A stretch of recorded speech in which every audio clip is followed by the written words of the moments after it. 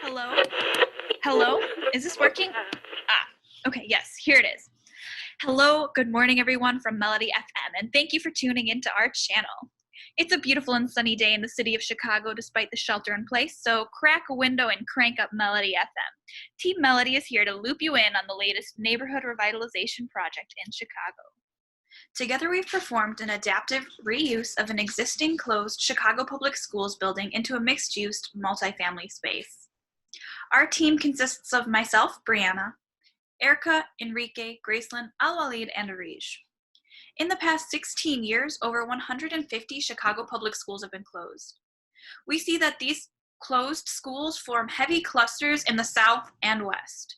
We selected the former Genevieve Melody Elementary School located in West Garfield Park from the west cluster, as it had already been selected by our industry partners, the Single Room Housing Assistance Corporation, for an adaptive reuse.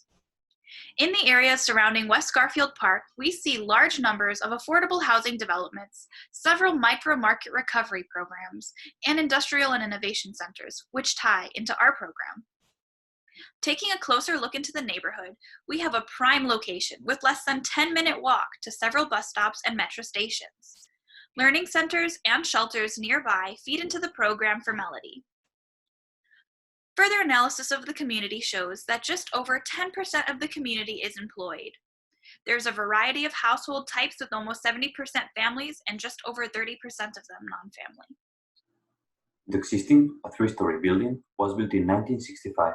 It falls under ASRAI Climate Zone 5A, with an EUI of almost 113 kBtu per foot square per year. Our overarching concept is the loop. People come into the loop when they seek shelter at Melody.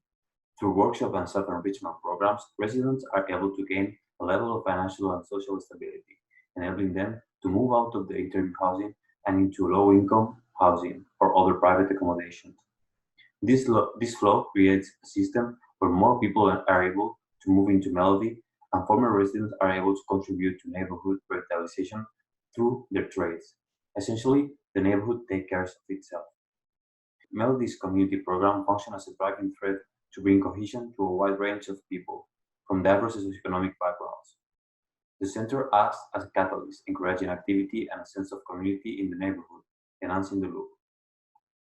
Highlighting the loop within our program are the public and the private spaces. The private area consists of residential units, which are supported by the community center that acts as the core of the project. The community center serves the residents and neighborhood by providing a variety of supporting functions, becoming the binding element for the community. Melody supports a wide range of amenities and events, creating a common ground within the community. The proposed building maintains the original shape, with the exception of two additions, which will be discussed further. The EUI of the building comes out to be negative 1.28 kBtu per foot square per year. The design of the outdoor space encourages people to make use of the existing spaces, green areas, and playgrounds. We decided to follow the model that organized the project, creating a bidirectional flow between the interior and the exterior. The east-west direction fosters this relationship between the exterior and interior, whereas the north-south direction establishes the circulation axis.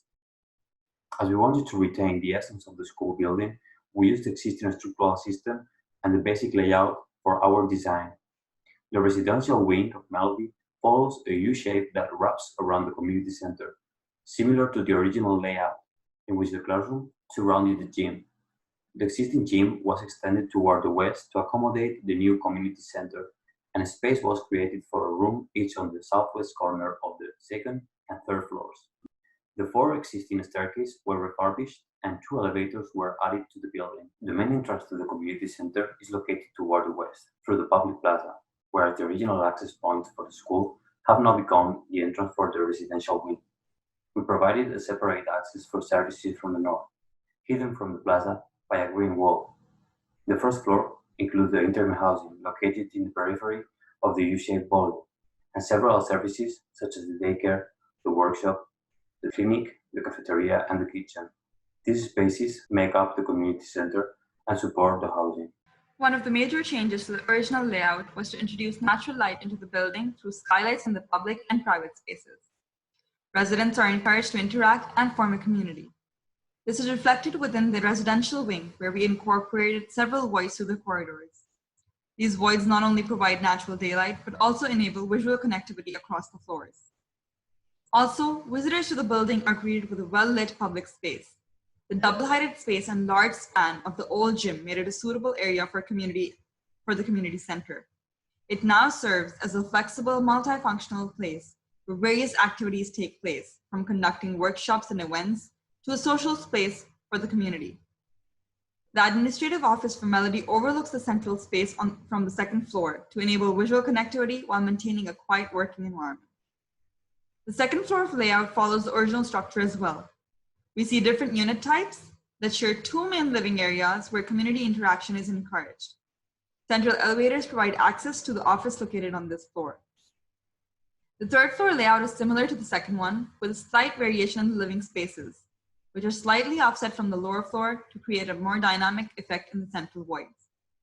Melody aims to accommodate a wide range of families with different needs. We designed the units to be flexible in order to serve both individuals and families. This also makes sense as the interim housing is a temporary solution and the requirements continuously change. Melody also provides 1, 2, and 3 bedroom low-income apartment units that are fully furnished. Similar to the interim units, these modules have collapsible partition walls, as well as interior elements that are designed to be movable. Although we have presented a defined layout, flexibility within the units was extremely important to cater to everybody's needs and to instill a sense of ownership. Appliances and fixtures were chosen with care to ensure energy efficiency along with the use of recycled furniture. Encouraging movement and interaction, we designed Melody to act as an urban catalyst for integration within the neighborhood. We wanted to create a community that served the diverse population and their needs. Melody is that community.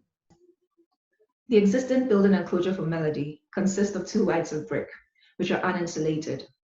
Windows are single-pane operable hopper windows. The slabs and foundation are made of concrete. This existing enclosure fails to meet current energy code, let alone supports a net zero energy target.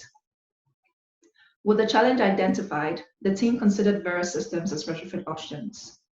For the walls, we estimated the value of systems based on their thermal performance, moisture management ability, initial and maintenance cost, practicality in terms of construction, recyclability in line with our circular economy concept, architectural flexibility, the potential for sound attenuation and air infiltration, the contribution to indoor air quality, and capabilities for fire resistance. Research, case studies, and expert knowledge were used as guides for the evaluation. Broadly, the team had 3 options: keep the existing envelope with repairs done, or install interior insulation with existing construction, or install external insulation with existing construction. A rain screen with external insulation over the existing brick was chosen as a final system. With fenestration systems being one of the major areas of building energy loss and gain, the team looked at possibilities to retrofit the existing windows.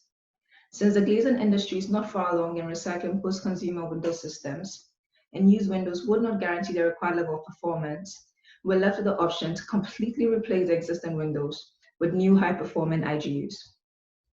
While double-pane windows cost less, the final decision was to go with triple-pane windows based on their relatively higher thermal performance. The proposed U value and SHGC of the selected system can be seen here.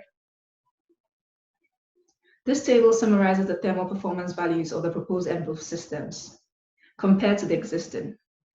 Our rain screen assembly improved the thermal performance of the walls from R2 to R27, which is above the IECC 2018 code minimum. The building addition will also be constructed as a rain screen assembly, but with a wood frame backup with cellulose cavity insulation. Thermal resistance of this wall will be R33. On this slide, we can see the details of the major wall type, that is the rain screen with brick backup. The assembly is made up of the external recycled metal cladding, a 1-inch air gap with clip and roll systems to anchor the cladding through 6 inches of exterior thermocoque insulation into the brick wall. To ensure resilience of the system, the assembly was modeled in LBNL Therm and Wolfie Pro to gauge the condensation risk and analyze any perceived risk respectively. The outcome of the therm analysis showed possible condensation in the thermocoque insulation, but analysis in Wolfie Pro showed this risk to be low. Wolfie Bio also showed a low risk for mold growth within the entire assembly. The detail to the right shows the connection of the column for the retrofit assembly in the new wall. The design ensures a continuous transition of the air and vapor membrane, as well as the thermal insulation. Here we can see a summary of the enclosure improvements.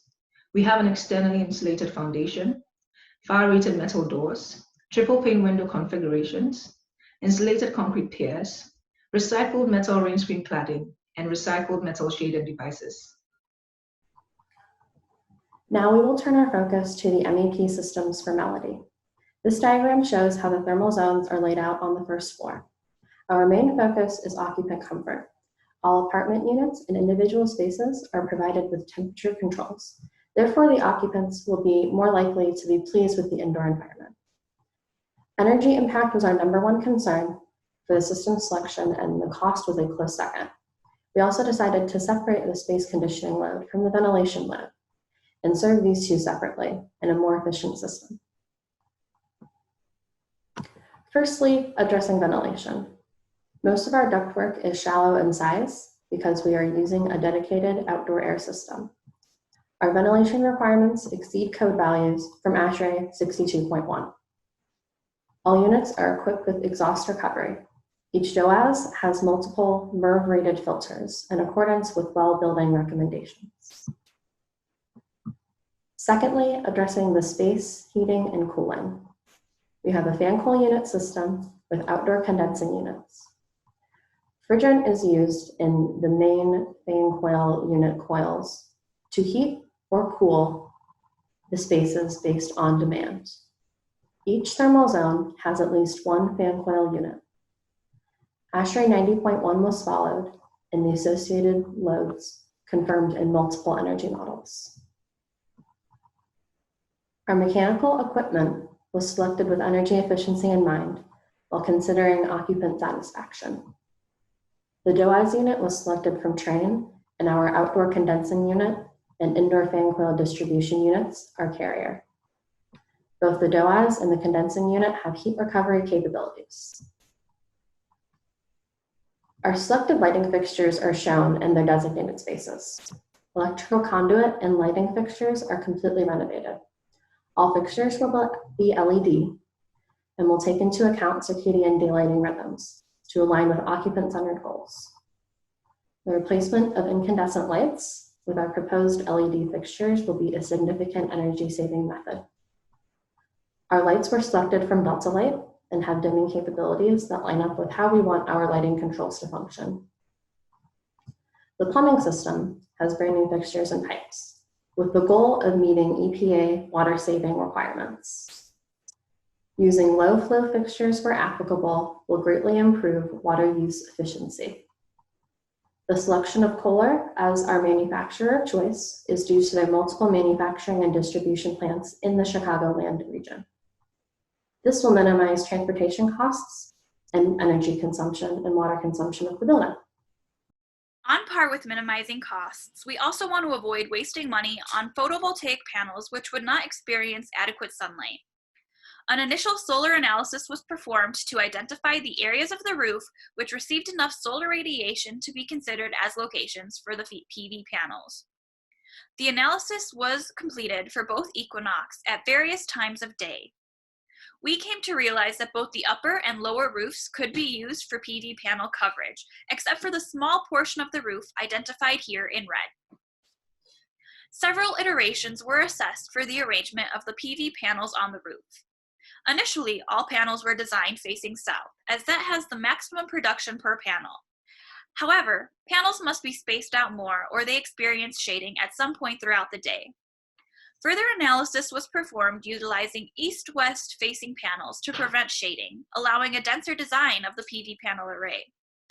We decided that the east-west orientation was the best approach, with a 10-degree tilt giving maximum production. The lower roof retained the south-facing PV panels to cater to the geometry of the north-facing skylights, with a tilt of 36 degrees, which was the most productive angle for our location. The panels chosen were SunPower panels. Modules are placed 10 per string. The upper roof consists of 120 strings, while the lower roof consists of 27.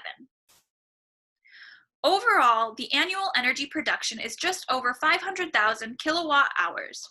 After accounting for percentage losses due to wiring and connections, the final production comes out to just over 490,000, which gives us a target EUI of 25.25 kilobtu per foot squared year. Using OpenStudio, we calculated existing and designed end use for Melody. As our baseline existing building, general end uses were calculated and an EUI of almost 113 kilobtu per square foot year was calculated. Almost 64% of this comes from heating, followed by cooling, equipment, and lighting. After implementing all our modifications, as well as reassigning space type and schedules, we calculated the design end use to be 23.97. Our applied measures and changes reduced the EUI by almost 80%. It also means that we consumed less than we produced. Producing 25.25 kilobtu per foot squared year and consuming only 23.97 means that we have a net negative EUI of 1.28. While the seasons of most production do not correlate with the seasons of most consumption, the overall result is net negative. In times where more energy is produced than consumed, it is fed back into the grid, whereas when Melody consumes more than it is producing, we draw from the grid. To further validate the net zero achievement, a REM rate model was created. For multifamily building types, the ResNet HERS index can be calculated using a reference building. The 2018 IECC building reference was used in this case. Melody has a HERS index of -13. This is yet another metric that proves we have met our goal of net zero. While net zero energy consumption was our primary concern, cost was also an important factor.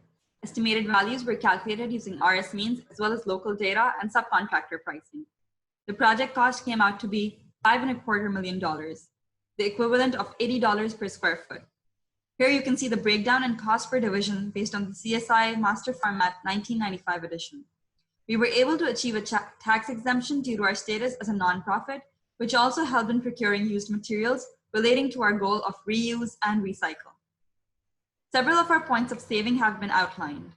The conceptual points of saving stem from the idea of occupant education offered at Melody.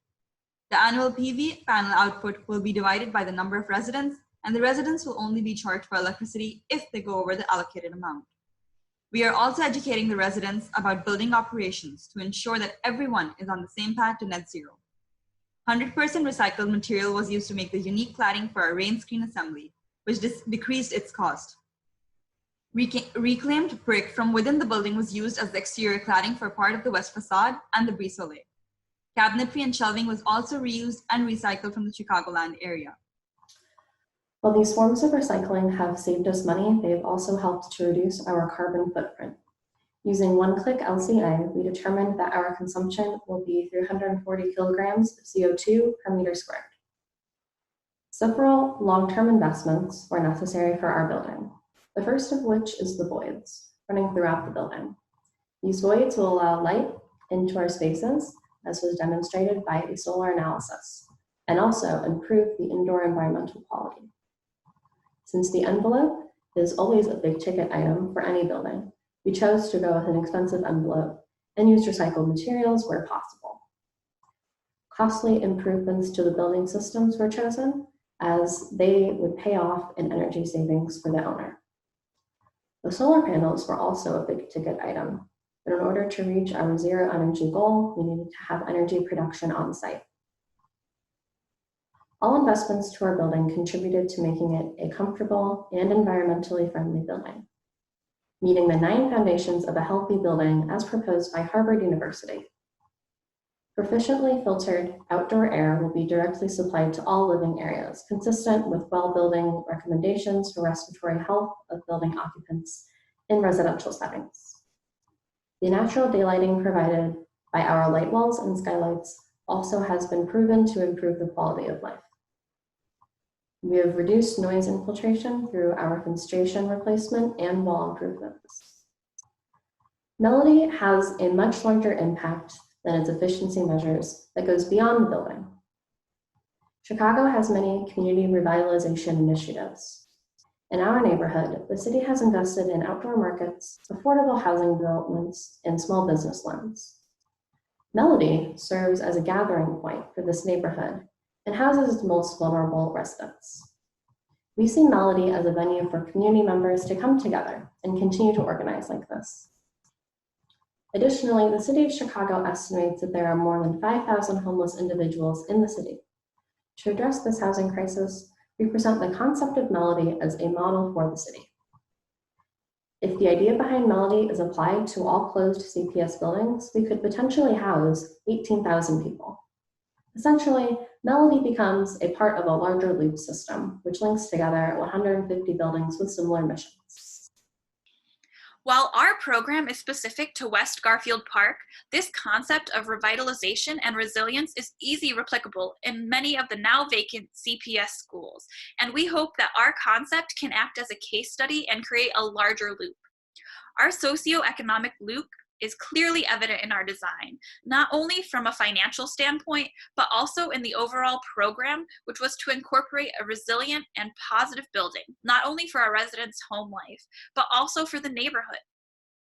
Replacing new construction endeavors with rehabilitation efforts is a concept that drove our project and can be broadly applied outside of Melody. The recycling of materials also plays into the loop, and the use of renewable energies through sustainable solar power for our building is a further contribution to the loop because we are only using what we have produced. We would like to give a big thanks to our professors who helped make this possible, especially Professor Karate, who was always there for support, as well as our many industry partners who not only made our project better, but are also working to make the world a better place. Thank you for your time. Stay safe, and remember, stay tuned in to Melody FM to make this quarantine a more melodic experience. And a special thanks to the DOE Solar Decathlon Challenge organizers and the sponsors that made this competition possible. We're dedicating this last one